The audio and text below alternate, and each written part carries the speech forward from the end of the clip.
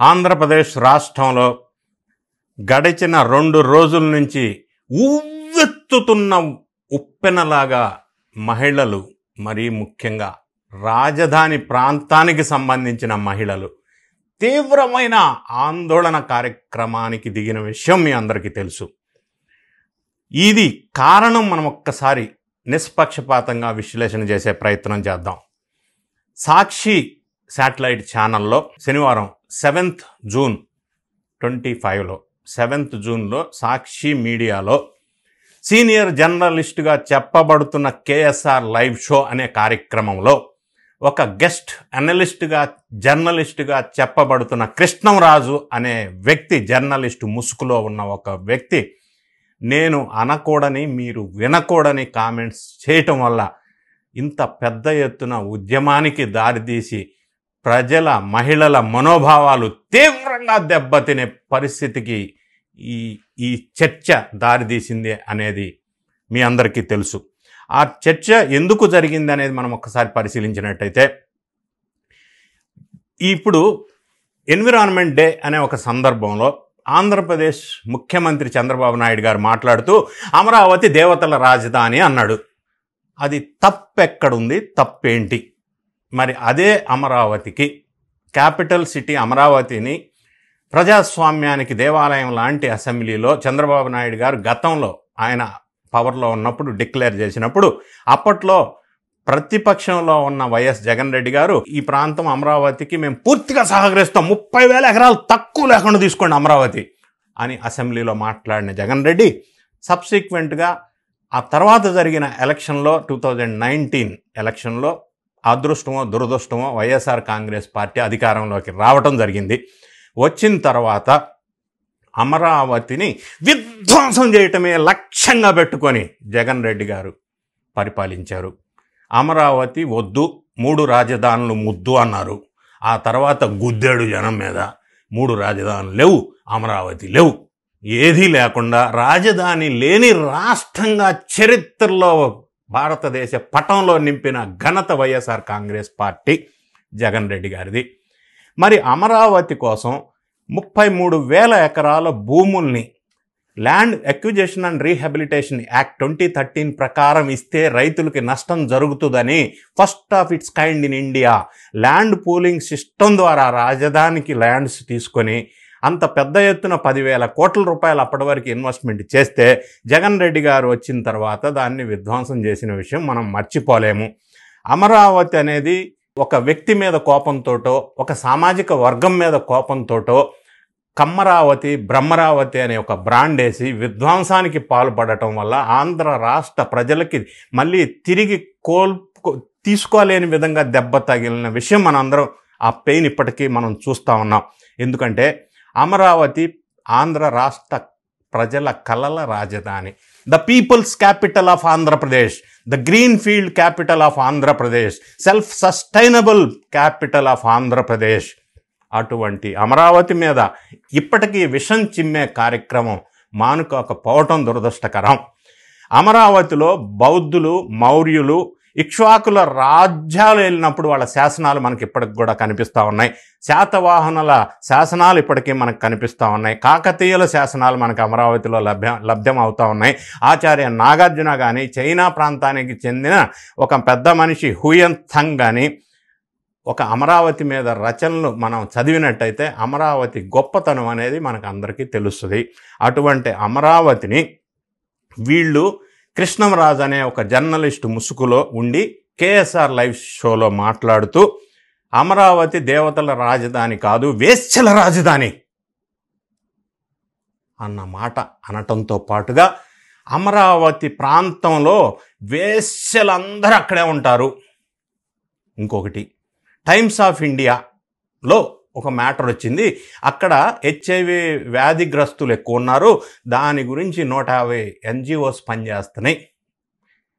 ఈ మాటలన్నీ కృష్ణంరాజు అనే జర్నలిస్టుగా చెప్పబడే ఒక మనిషి అనటం, దానికి సపోర్ట్గా కేఎస్ఆర్ కొమ్మినేని శ్రీనివాసరావు అట్లా అనకూడదులేండి, అట్లా అంటే మిమ్మల్ని మీద మళ్ళీ వాళ్ళు ఏదో చేస్తారు.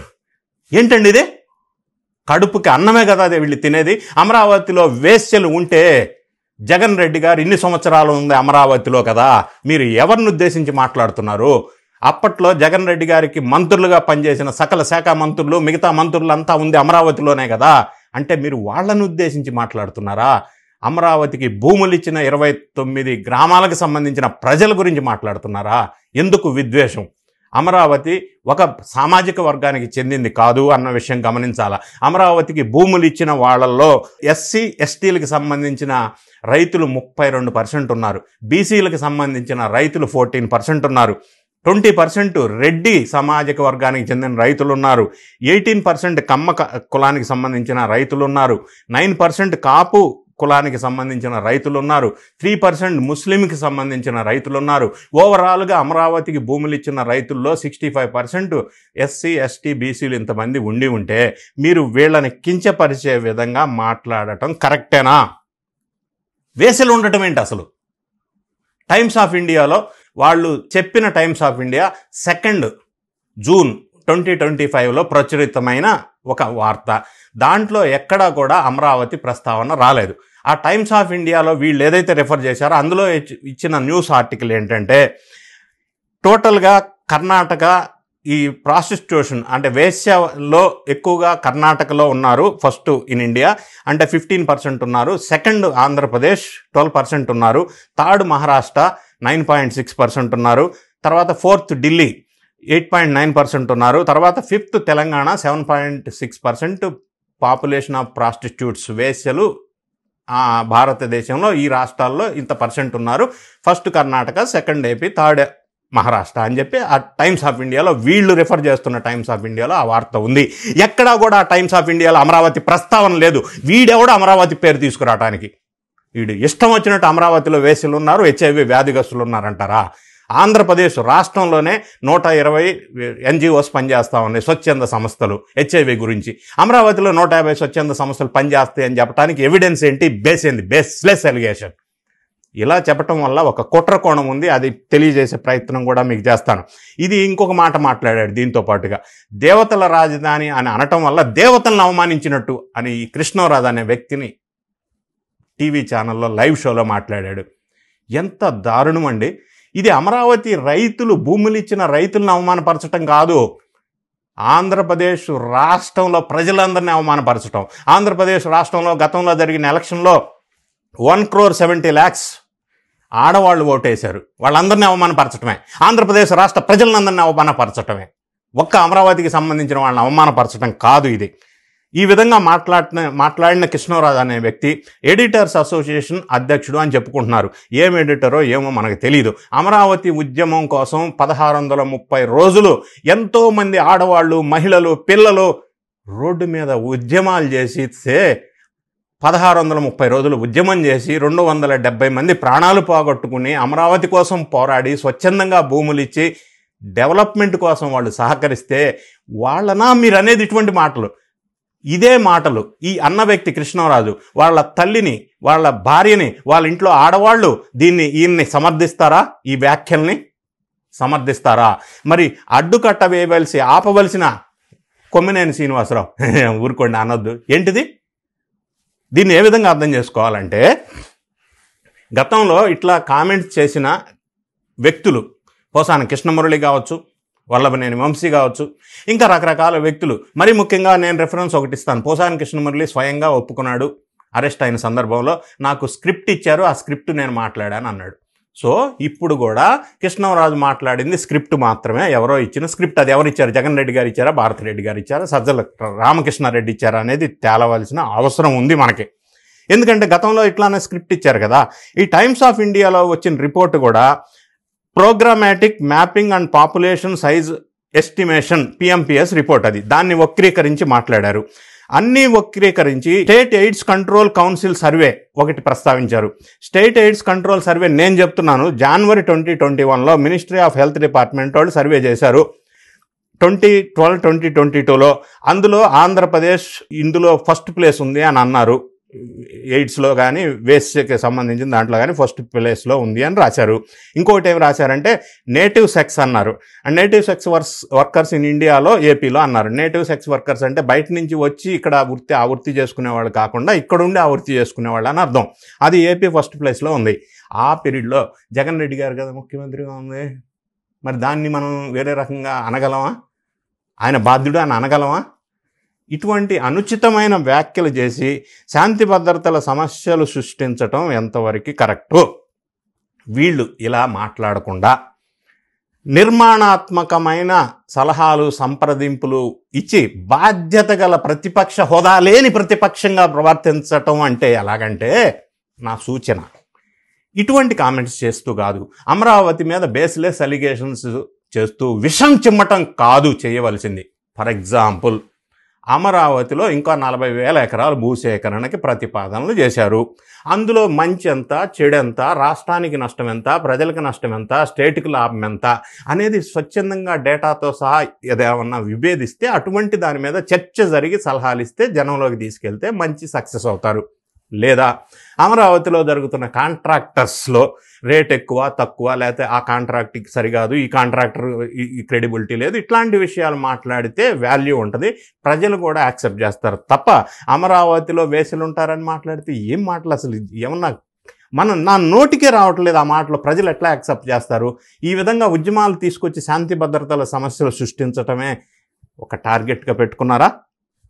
ఇది ఒక పార్ట్ అయితే, ఈ సంఘటన జరిగిన తర్వాత ఉవ్వెత్తున ఉద్యమాలు వస్తున్న సందర్భంలో కొమ్మినేని శ్రీనివాసరావు ఒక వీడియో రిలీజ్ చేశారు. ఆ ఛానల్లో, ఆ షోలో ఆయన యాంకర్గా వ్యవహరించి అంటే చిరునవ్వులు చిందిస్తూ దీన్ని ఎంకరేజ్ చేసిన వ్యక్తి. ఆయన మాట్లాడుతూ లాస్ట్ టైం ఒకసారి మనం గుర్తు తెచ్చుకుంటే ఇదే కొమ్మినేని శ్రీనివాసరావు షోలో వేరే ఫోన్ ఇన్లో ఒక అతను మాట్లాడుతూ లక్ష్మీ పార్వతి గురించి ఏదో మాట్లాడబోతుంటే ఈయన కంట్రోల్ చేసి ఆపేశాడు. మరి ఈరోజు ఈయన ఎందుకు ఆపలేకపోయాడు? రెండోది, ఈయన మాట్లాడుతూ ఈయన సెల్ఫ్ వీడియో రిలీజ్ చేసి ఎక్స్ప్లెనేషన్ ఇస్తూ నేను వారించాను అంటాడు. నువ్వు వారిస్తే ఆయన ఆ మాటలు ఎందుకు అంటాడు? అన్నాడు కదా, ఎక్కడ వారించావు నువ్వు? వారించాల, ఎంకరేజ్ చేశాడు ఆయన. దాంతోపాటుగా ఇంకొక మాట ఏమంటున్నాడంటే, సారీ చెప్పకుండా ద్వేషభావంతో రాజకీయ ప్రేరేపితంగా నా మీద ఛానల్ మీద కామెంట్స్ చేస్తున్నారు, అది కరెక్ట్ కాదంటాడు. ఇంత మాటలు డ్యామేజింగ్గా మాట్లాడిన తర్వాత ఇది రాజకీయ ప్రేరేపితమా?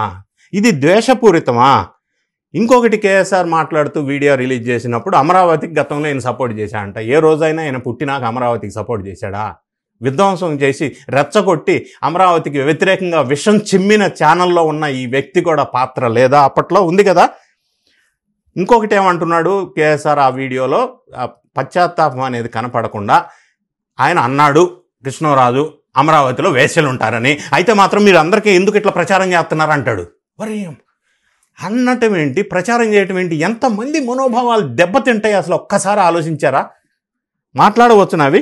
ఇంకొకటి ఏమంటాడంటే, సాక్షి మేనేజ్మెంట్ వాళ్ళు భారతి గారు, జగన్ రెడ్డి గారు ఇంకా నన్ను ఎందుకు ఇట్లా అన్నావని అనలేదు అన్నాడు. అంటే వాళ్ళు కూడా దీన్ని సమర్థిస్తున్నారు, అంతే కదా. వాళ్ళకి క్షమాపణలు చెప్తాడంట, ప్రజలకు కాదంట కొమ్మినేని శ్రీనివాసరావు. ఈయన జర్నలిస్టు అని చెప్తున్నారు. నేనంటాను ఈయన వైఎస్ఆర్ కాంగ్రెస్ పార్టీ కార్యకర్త అంటాను. ఎందుకంటే వైఎస్ఆర్సీపీ ప్రభుత్వంలో ఈయన నామినేటెడ్ పొజిషన్ ఒకటి వెలగబెట్టాడు. ప్రెస్ అకాడమీ చైర్మన్గా 2 సంవత్సరాలు ఆ పదవిలో ఉన్నాడు. అది nominated position, YSR Congress party వాళ్ళకి ఇస్తారు, ఈయనకి ఇచ్చారు. అంటే ఈయన వైఎస్ఆర్ కాంగ్రెస్ పార్టీ కార్యకర్త, ఈయన ఎక్కడ ఇండిపెండెంట్ జర్నలిస్ట్ అండి? అది నామినేటెడ్ పోస్ట్కి కూడా క్యాబినెట్ హోదా అనుభవించాడు. ఈయన 2 years అనుభవించాడు, నవంబర్ 2022 నుంచి. ఇన్ని చేసిన తర్వాత ఇంకొకటి అంటాడు, ఇవన్నీ కూడా డైవర్షన్ పాలిటిక్స్ అంటాడు. ఇవి డైవర్షన్ పాలిటిక్స్ ఎట్లా అవుతాయి? మీరు టైమ్స్ ఆఫ్ ఇండియా ఇది రాసింది కదా, టైమ్స్ ఆఫ్ ఇండియా మీద కూడా అగెనెస్ట్గా పోరాడతారంట. టైమ్స్ ఆఫ్ ఇండియా ఎక్కడ రాసింది? వీళ్ళ వీళ్ళ సొంత కవిత్వం కదా అది. దాని మీద ఎందుకు వేస్తున్నారు? ఇప్పుడు నేను డిస్ప్లేలో కూడా చూపిస్తాను టైమ్స్ ఆఫ్ ఇండియా ఏముందో అనేది. తర్వాత కృష్ణరాజు అని అతను మాట్లాడుతూ రిప్లై వీడియోలో ఆయన మాట్లాడతాడు, ఫస్ట్ ప్లేస్ టైమ్స్ ఆఫ్ ఇండియాలో వచ్చింది అన్నాడు, అది తప్పు. స్వచ్ఛంద సంస్థలు ఉన్నాయన్నాడు, తప్పు. రాజకీయం చేస్తూ భారత రెడ్డిని విమర్శిస్తున్నాను అన్నాడు, అది తప్పు. ఇది ఒక సామాజిక సమస్య అంటాడు. ఎక్కడ సామాజిక సమస్య? అమరావతి చుట్టుపక్కల అన్నాను, అమరావతిలో అనలేదంటాడు. మరి అమరావతిలో వైఎస్ఆర్ కాంగ్రెస్ పార్టీలు అందరికీ ఇది వర్తిస్తుందా? సరే, సాక్షి మీడియా వాళ్ళు మాట్లాడితే ఇది మాకు సంబంధమే లేదు, కృష్ణరాజుకు సంబంధించిన అంశం అంటారు. ఒక ఛానల్లో వేసుకున్నప్పుడు ఛానల్కి సంబంధం లేదా? ఇప్పుడు కృష్ణంరాజు ఒక్కడే అన్నాడు కాబట్టి ఆయన ఒక్కడనే బాధితుడిని చేస్తూ నిందితుడిని చేస్తూ అరెస్ట్ చేయటం వల్ల సమస్య పరిష్కారం కాదు. ఆయనతో పాటుగా ఆయనకి సహకరించి ఎంకరేజ్ చేసి ఈ చర్చకి రచ్చకి కారణమైన కొమ్మినేని శ్రీనివాసరావు అనే యాంకర్ని జర్నలిస్టుగా చెప్పబడుతున్న వ్యక్తిని మాత్రమే అరెస్ట్ చేస్తే సమస్య పరిష్కారం కాదు. మరి దాంతోపాటుగా ఈ ఛానల్ ఓనర్ మేనేజ్మెంట్స్ కూడా అరెస్ట్ చేయాలా లేదా ఆలోచన చేయాలా ఖచ్చితంగా. లేదు మళ్ళీ ఇటువంటి రిపీట్ కాకుండా ఉండాలంటే అరెస్టులతోనే ఇది సొల్యూషన్ వస్తుందా? ఇటువంటి రిపీట్ కాకుండా ఉండాలంటే మరి ఛానల్ని బ్యాన్ చేసే ఆలోచన ఏమన్నా ఉందా? ఇటువంటి మళ్ళీ ఎవరు ఇంకొకసారి రిపీట్ చేయకుండా ఉండాలంటే ఏం చేయాలనేది కూడా తీవ్ర స్థాయిలో ఆలోచించవలసిన అవసరం ఉంది. దీంతో పాటుగా నేనేమంటా అంటే చాలామంది కంప్లైంట్స్ ఇచ్చారు. ఎంపీ లావు శ్రీకృష్ణదేవరాయలు కూడా నేషనల్ హ్యూమన్ రైట్స్ కమిషన్కి, press academy, press council of ఇండియాకి కంప్లైంట్ ఇచ్చారు. రఘురామకృష్ణరాజు గారు డీజీపీకి లెటర్ రాశారు. సో దీన్ని బట్టి ఫైనల్గా నేను అనేది ఏంటంటే a serious insult to the dignity and honour of women. రెండోది direct attack on the pride and identity of Amaravati and its citizen. మూడోది the act of public defamation and incitement capable of causing unrest and hurting sentiments. నాలుగోది a clear violation of journalistic ethics and decency in the public discourse. IPC sections అన్నీ bail రాని sections SC ST సెక్షన్స్తో పాటుగా 294 section IPC, 354A, IPC section 500, section 504, section 5052 and section 509 అంటే పాత్రికేయుల విలువల ఉల్లంఘన కింద చట్టం కింద కూడా వీళ్ళని కేసులు పెట్టడమే కాకుండా ఇటువంటి మానసిక స్థితి సరిలేని వ్యక్తుల గురించి ఛానల్ నడిపించడానికి అవకాశం ఉందా లేదా అన్న విషయాన్ని కూడా పరిశీలించవలసిన అవసరం ఉంది. నా బాధ ఏంటంటే ప్రకృతి విపత్తులు వచ్చినప్పుడు న్యాచురల్ కలామిటీస్ అంటారు, దానికి ఒక విపత్తు నివారణ సంస్థ ఉంది. మరి మానవ విపత్తులు వస్తే ఏం చేయాలా? ఈ మానవ విపత్తులు రాకుండా ఎట్లా చేయాలనేది మనం ఆలోచించాలా. ఇది మాట అన్నప్పుడు నాకు హ్యావింగ్ సెడ్ దిస్ నాకు ఒక విషయం గుర్తొస్తుంది. చైనాలో ఇప్పుడు లేటెస్ట్ 2-3 డేస్ నుంచి ట్రోలింగ్ అవుతూ ఉంది.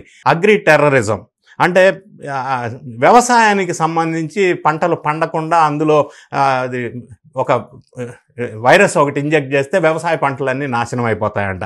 దీన్ని అగ్రికల్చర్కి సంబంధించిన టెర్రరిజం, అగ్రి టెర్రరిజం. మరి ఇక్కడ జరుగుతుంది పొలిటికల్ టెర్రరిజం కదా. మరి దీన్ని అరికట్టవలసిన అవసరం ఉంది. కేవలం అరెస్టులతో సరిపెట్టడం కాదు. రెండోది ఇప్పటివరకు అరెస్టు జరగలేదు, ఇంకా ఎందుకు వెయిట్ చేస్తున్నారో తెలియదు. మూడోది వీళ్ళు తప్పు చేయకపోతే ఎందుకు పరారయ్యారో తెలియదు. ఇప్పటివరకు ఆ యాజమాన్యంకు సంబంధించిన వాళ్ళు ఎందుకు ప్రజల ముందుకి వివరణ ఇవ్వలేదో తెలియదు. ఇప్పటివరకు వీళ్ళల్లో పశ్చాత్తాప భావం కానీ ఆలోచన కానీ ఎందుకు రాలేదో తెలియదు. వీటన్నిటికీ పరిష్కార దిశగా ఎన్డీఏ ప్రభుత్వం వారు చర్యలు తీసుకోవాల్సిన అవసరం ఉంది. ఇది ఒక చిన్న విషయం కాదు, ఇది ఒక ప్రాంతానికి సంబంధించిన విషయం కాదు. స్టేట్ మొత్తం అల్లకొల్లోలం కాకుండా శాంతి భద్రతల పరిరక్షణ కోసం వీళ్ళని ఏ చర్యలు తీసుకుంటారో ప్రజలంతా వెయిట్ చేస్తున్న సందర్భం. చంద్రబాబు నాయుడు గారు, ఉప ముఖ్యమంత్రి గారు చాలా సందర్భాల్లో హోమ్ మినిస్టర్ గారు కూడా మాట్లాడారు. కానీ ఏమి యాక్షన్ తీసుకుంటారనేదే వెయిట్ చేస్తూ ఉన్నాం. మనం ఆశిద్దాం, తగిన అప్రాప్రియేట్ చర్యలు తీసుకుంటారో అని ఆశిద్దాం.